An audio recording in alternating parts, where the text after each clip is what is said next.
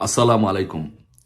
প্রিয় দেশবাসী, বাংলাদেশের আপামার জনসাধারণ, ছাত্র, যুবক, কৃষক, শ্রমিক, শিক্ষক, বুদ্ধিজীবী সহ সকল শ্রেণীর মানুষ আজকে আপনাদের সামনে দুঃখ ভারাক্রান্ত এক হৃদয়ে আপনাদের সামনে হাজির হয়েছি। আপনারা জানেন, আমাদের বাংলাদেশ আজ বিপন্ন। জাতির জনক বঙ্গবন্ধু শেখ মুজিবুর রহমানের কন্যা শেখ হাসিনাকে আজকে জোর করে বাংলাদেশ থেকে বিতাড়িত করা হয়েছে, তাকে ক্ষমতা থেকে অপসারণ করা হয়েছে।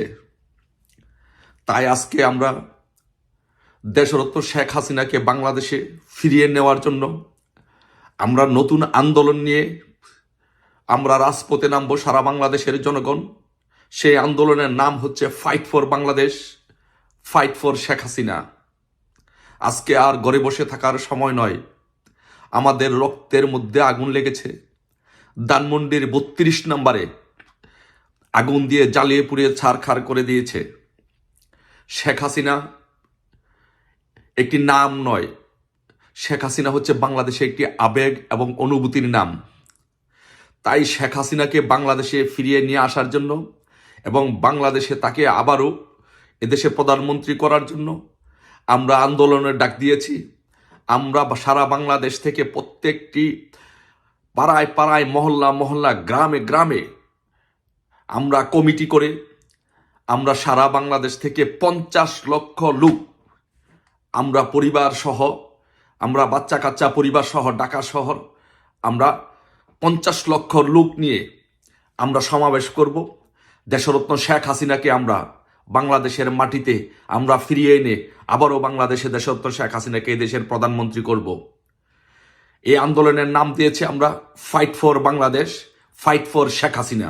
আমাদের বাংলাদেশকে রক্ষা করতে হবে, আমাদের শেখ হাসিনাকে রক্ষা করতে হবে। আজকে ঘরে বসে থাকার কোনো সময় নেই।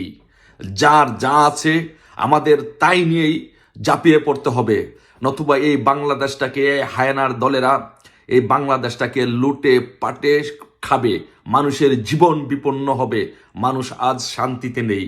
আপনারা দেখেছেন, ওরা বলেছে আমরা স্বাধীনতা চাই, আমরা স্বাধীন হতে চাই। স্বাধীন হওয়ার 24 ঘন্টার ভিতরে বাংলাদেশের সমস্ত স্থাপনাগুলোকে ধ্বংস করে দেওয়া হয়েছে। স্বাধীনতার 24 ঘন্টার ভিতরে গণভবন থেকে, স্বাধীনতার কয়েক ঘন্টার ভিতরে গণভবন থেকে প্রধানমন্ত্রীর পার্সোনাল জিনিস সহ সবকিছু লুটপাট করে নেওয়া হয়েছে। হাঁস, মুরগি, শাক, সবজি, মাছ, পশু সব কিছু লুটপাট করে নেওয়া হয়েছে। ধানমন্ডি 32 নম্বরে আগুন দিয়ে জ্বালিয়ে পুড়িয়ে ছারখার করে দিয়েছে। ধানমন্ডি 32 নম্বর শুধু বঙ্গবন্ধুর একটি স্মৃতি জাদুঘর নয়, এটি আমাদের হৃদয়ের আকাঙ্ক্ষা। এটি আমাদের এই জায়গাটিকে আমরা হৃদয়ে ধারণ করি। সেই আমাদের হৃদয়ের মধ্যে আগুন দিয়েছে, আমাদের হৃদয়ে রক্তক্ষরণ হচ্ছে। তাই এখন আমাদের বসে থাকার সময় নয়। আমরা আন্দোলনের ডাক ঘোষণা দিয়েছি, fight for Bangladesh, fight for Sheikh Hasina.